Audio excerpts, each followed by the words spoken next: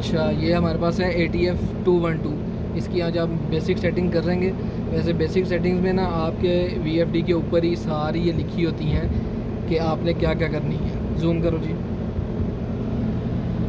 Auto ramp है, acceleration, D acceleration है, लो limit है, अपर लिमिट है, ये सारी आपको लिखी होती है बेसिक सेटिंग्स में। वैसे यही कुछ आता है, लेकिन इसके अलावा 2-4 सेटिंग्स हैं, वो मैं आपको बता देता हूँ जो आपने VFD को बेसिकली रन कराने के लिए करनी है।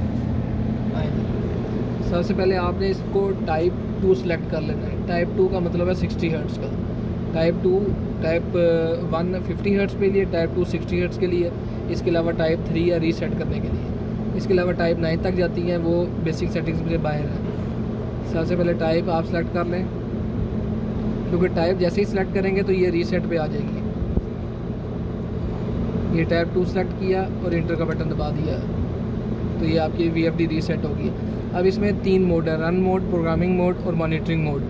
इस वक्त आप देखें तो ये मॉनिटरिंग मोड में है। मैं एक दफ़ा मोड दबाऊंगा तो ये डॉट आ जाएगा प्रोग्रामिंग का, दूसरी दफ़ा दबाऊंगा तो मॉनिटरिंग का, तीसरी दफ़ा फिर वापस रन पे। मोड दबा के आपने प्रोग्रामिंग में आना है। अब ये इसका एक मेन्यू है AUF के आगे सब मेन्यूज़ हैं, इसी तरह इसके आगे और मेन्यूज़ भी हैं। अब जो AUF मेन्यू है ये बेसिक मेन्यू है, आपके सारे VFD के ऊपर इसकी सारी डिटेल लिखी हुई है। यहाँ पे आए, ये आपका AUF मेन्यू है और उस पर सारी डिटेल लिखी हुई है। अब इसमें हम ऑटो रैंप, इसका preset parameter, acceleration, D acceleration, time हम चेंज कर सकते हैं, लो लिमिट, अपर लिमिट चेंज कर सकते हैं, और बाकी चीज़ें मोटर के रिलेटेड हैं। अगर वो हमारे पास अवेलेबल हो तो हम इसमें फीड कर देंगे, लेकिन अभी हमारे पास अवेलेबल नहीं है। AUF मेन्यू में आके इंटर दबाया, एक्सेलरेशन टाइम 10 सेकंड, आप मोटर का acceleration time minimum to maximum कितने में जाए आप वो सेट कर सकते हैं। ये प्रीसेट वैल्यू है 10। D acceleration time preset value है 10। लो लिमिट आप 5 कर लें, मैंने भी पहले सेट की थी इसलिए 5 आ रही है, वैसे 0 होती है प्रीसेट। 5 इसलिए कि हमें VFD टेस्ट करने के लिए पता तो लगे कि VFD चली है कि नहीं। उसके अगर आप 0 रखेंगे तो सिर्फ क्लिक की आवाज़ आएगी, रिलेज चलने की आवाज़ आएगी, आपको शो नहीं होगा।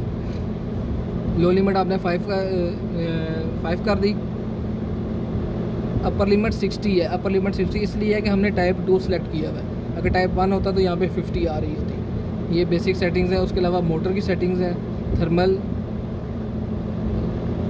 मोटर कंटिन्यू मोड सिलेक्शन है, रेटेड फ्रिक्वेंसी है उसकी मोटर की, ये सारे कुछ अगर मोटर के नेम प्लेट हमारे पास हो तो हम फीड कर सकते हैं। अच्छा, अभी आप यहाँ से बाहर आना है तो फिर मोड दबाना है। नेक्स्ट सेटिंग है F-। में हम 2 सेटिंग्स करते हैं। अगर VFD को BMS के थ्रू सिग्नल चाहिए या हमारी ड्राइंग में BMS सिग्नल है तो हम F112 को 38 सेलेक्ट करेंगे।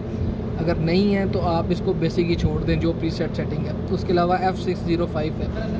F605 यूज़ होता है प्रोटेक्शन अगेंस्ट फेज़ लॉस। अच्छा, अब हम आएंगे F" में, F112 इंटर। 38 मैंने सेलेक्ट की हुई है। वैसे इसकी आती है 6 प्रीसेट वैल्यू। इसकी 6 से लेकर 72 तक आई थिंक जाती है, और हर एक जो वैल्यू है, हर एक जो प्रोग्रामिंग है उसका डिफरेंट मीनिंग है। हमने अभी सिर्फ BMS के लिए थ्रू कमांड देनी है, इसलिए F38 सेलेक्ट कर रहे हैं। इसके अलावा हम F605 को 0 करते हैं। 0 का मतलब है कि ये फेज़ लॉस नहीं डिटेक्ट करेगी, क्योंकि अभी हमारे पास मोटर लगी नहीं हुई। अगर हम F605 को 0 नहीं रखते और स्टार्ट कर देते हैं तो एरर पे चली जाएगी। अभी ये F605 0 पे है। 0 का मतलब है फेज़ लॉस इन डिसेबल। मैं इसको आप 3 पे करके दिखाता हूँ। ये मैंने 3 कर दिया। 3 का मतलब है अगर मोटर लगी होनी चाहिए।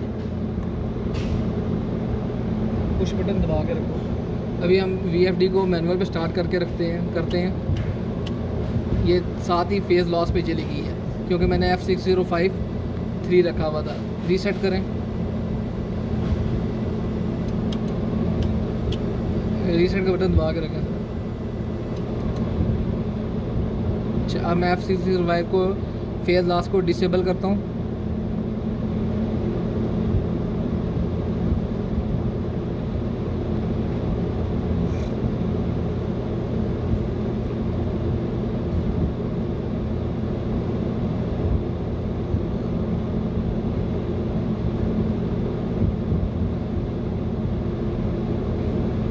सब सेटिंग्स हैं इसकी, इस हर सेटिंग डिमांड पे।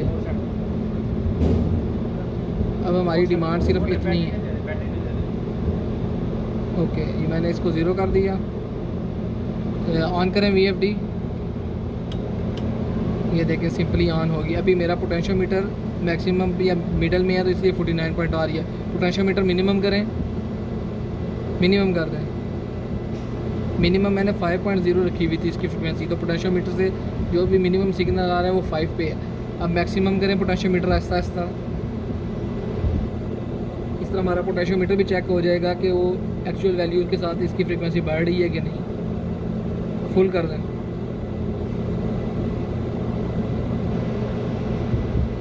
ये हमारा पोटेंशियोमीटर फुल हो गया तो 60 फ्रिक्वेंसी मैक्सिमम पे चलेगी।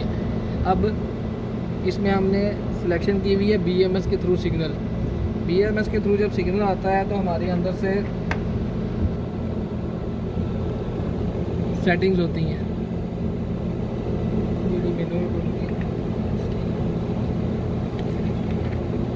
ओके, BMS का जो सिग्नल है वो हमने देना है VIB पे, और VIB है हमारा यहाँ नीचे। VIA हमारा सिग्नल होता है पोटेंशियोमीटर के थ्रू, और CC हमारा कॉमन है। अब इसको हम ऑटो पे स्टार्ट करते हैं। ऑटो पे करें ऑफ करके। ओके, अभी ऑटो पे मैं सिग्नल इसको BMS का सिग्नल अभी हमारे पास तो है नहीं है, हम उसको लूप डाल के देंगे BMS का सिग्नल। यहाँ से मैंने इसको BMS का सिग्नल दिया और VFD चल पड़ी है 5.0 में। ओके, अब BMS के सिग्नल के से हमने इसको टेस्ट करना है कि ये हमारा रेफरेंस ले रही है, BMS का रेफरेंस ले रही है फ्रीक्वेंसी चेंज करने के लिए कि या नहीं। तो BMS का रेफरेंस है 10 वोल्ट DC, 0 से 10 वोल्ट DC। अभी मेरे पास जो बैटरी पड़ी है वो है तकरीबन मेरे पास 6 से 7 वोल्ट DC की बैटरी है। मैं वो लगा के चेक करता हूँ कि ये सिग्नल ले रही है कि नहीं।